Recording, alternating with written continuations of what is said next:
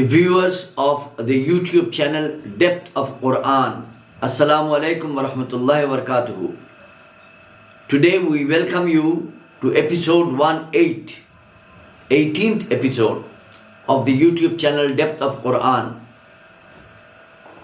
Today we shall recite ayat 224 to 232. In the ayats which precede 224 and those ayats who follow 232 and the ayats that we shall recite today, they are discussing the procedure of talaq, that is divorce, the rights and duties of the male and the female.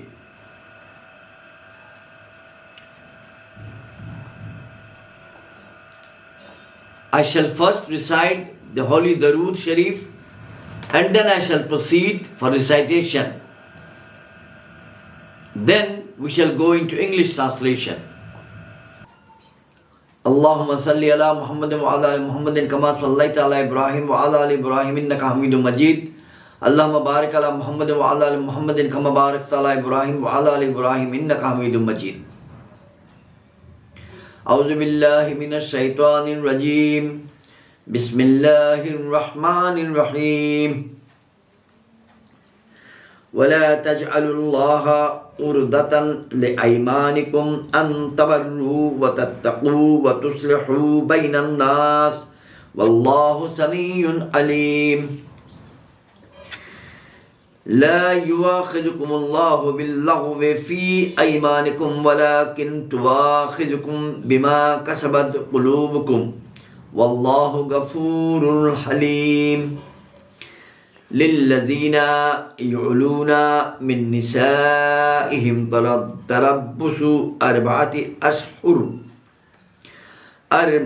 أشهر فإن فأووا فإن الله غفور رحيم وإن أذموا الطلاق فإن الله سميع عليم والمطلقات يتربصن بأنفسهن ثلاثة قروء ولا يحل لهن أن يكتمن ما خلق الله في أرحمهن إن كنا يؤمن بالله واليوم الآخر وبولتهن أحق بردهن في ذلك إن أردوا إصلاحا ولهن مثل الذي عليهن بالمعروف وللرجال عليهن درجات والله عزيز حكيم الطلاق مرتان فإمساك بمعروف أو تشريح بإحسان ولا يحل لكم أن تأخذوا مما آتيتموهن شيئا إلا أن يخافا ألا يقيموا حدود الله فإن خفتم ألا يقيما حدود الله فلا جناح عليهما فيما افتدت به تلك حدود الله فلا تعتدوها ومن يتعدى حدود الله فأولئك هم الظالمون فإن طلقاها فلا تحل له من بعد حتى تنكح زوجها غيره فإن طلقها فلا جناح عليهما أن يتراجعا إن ظنا أن يقيما حدود الله وتلك حدود الله يبينها لقوم يعلمون وإذا طلقتم النساء فبلغنا أجلهن فأمسكوهن بمعروف أو سرحوهن بمعروف ولا تمسكوهن تمسكوهن ضرارا لتعتدون ومن يفعل ذلك فقد ظلم نفسه ولا تتخذوا آيات الله هزوا واذكروا نعمة الله عليكم وما أنزل عليكم من الكتاب والحكمة يعظكم به واتقوا الله واعلموا أن الله بكل شيء عليم وإذ طلقتم النساء فبلغن أجلهن فلا تعضلوهن أن ينكحن أزواجهن إذا ترضوا بينهم بالمعروف ذلك يوعظ به من كان منكم يؤمن بالله واليوم الآخر ذلكم أزكى لكم وأطهر والله يعلم وأنتم لا تعلمون. صدق الله المولانا العظيم وصدق رسوله النبي الكريم. Now the English translation. And make not Allah's name an excuse in your oaths against your doing good and acting piously and making peace among mankind. And Allah is all hearer, all knower. That is, do not swear much, and if you have sworn against doing something good, then give an explanation for oath and do good. 225. Allah will not call you to account for that which is unintentional in your oaths, but He will call you to account for that which your hearts have earned. And Allah is oft forgiving, most forbearing. Those who take an oath not to have sexual relation with their wives must wait for 4 months. Then, if they return, change their idea in this period, verily Allah is oft forgiving, most merciful. 227. And if they decide upon divorce, then Allah is all hearer, all knower. 228. And divorced women shall wait as regards their marriage for 3 menstrual periods, and it is not lawful for them to conceal what Allah has created in their wombs, if they believe in Allah and the last day.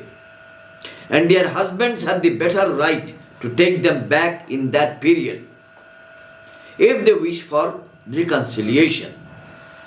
And they, that is the women, have rights over their husbands as regards living expenses, similar to those of their husbands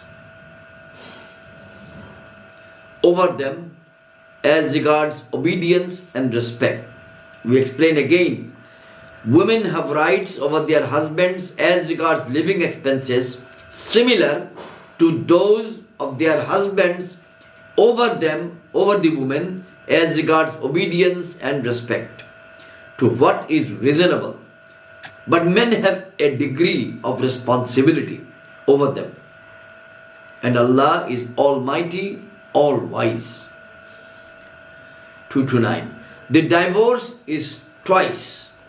After that, either you retain her on reasonable terms or release her with kindness. And it is not lawful for you, that is men, to take back from your wives any of your mohr, that is bridal money given by the husband to his wife at the time of marriage, which you have given them, except when both parties fear what they would be unable to keep the limits ordained by Allah. For example, to deal with each other on a fair basis. Then, if you fear that they would not be able to keep the limits ordained by Allah, then there is no sin on either of them. If she gives back the mohr or part of it, or for her al-khul, that is divorce. These are the limits ordained by Allah. So, do not transgress them. And whoever transgresses the limits ordained by Allah, then such are zalimun, the wrongdoers. 230. And if he has divorced her the third time, then she is not lawful unto him thereafter until she has married another husband. Then if the other husband divorces her, it is no sin on both of them that they reunite, provided they feel that they can keep the limits ordained by Allah. These are the limits of Allah, which He manifests for the people who have knowledge. 231.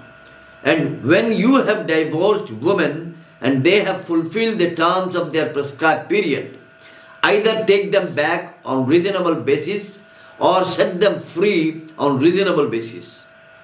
But do not take them back to hurt them, to injure them. And whoever does that, then he has wronged himself. And treat not the verses, that is the laws of Allah, as a jest. But remember Allah's favors on you, that is Islam, and that which He has sent down to you of the book, that is the Quran, and Al-Hikmah, the Prophet's Sunnah, legal ways, Islamic jurisprudence, whereby he instructs you and fear Allah, and know that Allah is all aware of everything. And when you have divorced women and they have fulfilled the term of their prescribed period, do not prevent them from marrying their former husbands. And when you have divorced women and they have fulfilled the term of their prescribed period, do not prevent them from marrying their former husbands if they mutually agree on reasonable basis. This instruction is an admonition for him among you who believes in Allah and the last day, that is more virtuous and purer for you. Allah knows and you know not. Assalamu alaikum wa rahmatullah.